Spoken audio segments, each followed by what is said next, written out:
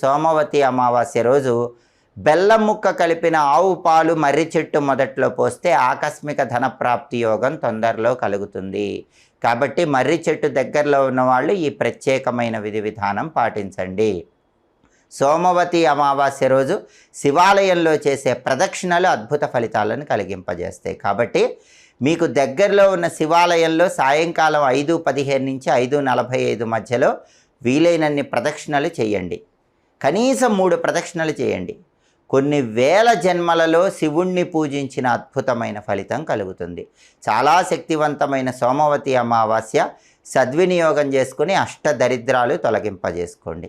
చొల్లంగి అమావాస్య సందర్భంగా ఎలాంటి విధి విధానాలు పాటిస్తే సమస్త జాతక దోషాలు తొలగిపోతాయో, పితృదోషాలు పితృశాపాలు అన్నిటి నుంచి బయటపడవచ్చు, ధన మార్గాలు పెంపొందింపజేసుకోవచ్చు, జీవితంలో